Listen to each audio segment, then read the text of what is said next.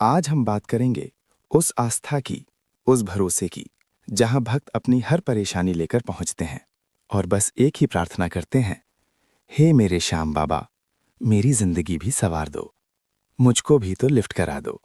ये गीत सिर्फ एक गाना नहीं है, बल्कि हर उस इंसान की भावना है जो अपनी जिंदगी में थोड़ा सा सहारा, थोड़ा सा चमत्कार चाहता है। अब सवाल ये है, भक्त आखिर बाबा से मांगते क्या हैं?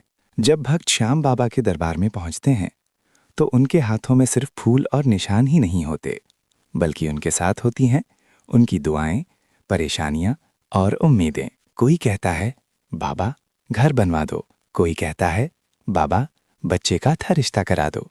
कोई बीमारी से परेशान है, कोई नौकरी और कारोबार के लिए बाबा से प्रार्थना करता है, तो कोई अपने घर के क्लेश से मुक्ति चाहता है। कई भक्त तो ऐसे भी होते हैं जो बाबा के सामने खड़े होकर कहते हैं, बाबा आपकी कृपा से मेरी समस्या हल हो गई, बस आगे भी अपने इस भक्त का ख्याल रखना।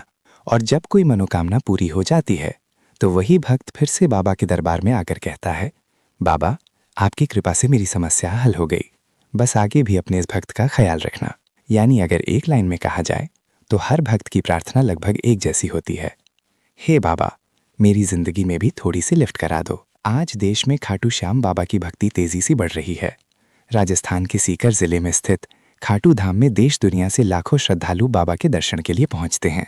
हाथों में श्याम नाम का निशान और गुलाब का फूल लेकर भक्त बाबा के चरणों में शीश नवाते हैं और अपनी मनोकामनाओं की अर्जियां लगाते हैं। भक्तों का विश्वास है कि सच्चे मन से मांगी गई प्रार्थना श्याम बाबा जरूर सुनते हैं। बिलासपुर धाम की भक्ति, इसी आस्था की झलक बिलासपुर के घोंगा बाबा मंदिर परिसर में स्थित श्याम मंदिर में भी देखने को मिलती है। यहाँ भी हर दिन भक्तों की भीड़ लगी रहती है, लेकिन खासकर 11 यानी एकादशी के दिन यहाँ आस्था का सैलाब उमड़ पड़ता है। भक्त पर्ची में अपनी मनोकामना लिखते हैं और उसे बाबा के चरणों में अर्पित करते हैं। किसी की नौकरी की इच्छा, किसी की शादी की उम्मीद, किसी के घर की खुशहाली की दुआ। और जब भक्त बाबा के सामने खड़े होते हैं तो उनके दिल से बस यही आवाज निकलती है, बाबा मुझको भी तो लिफ्ट करा दो।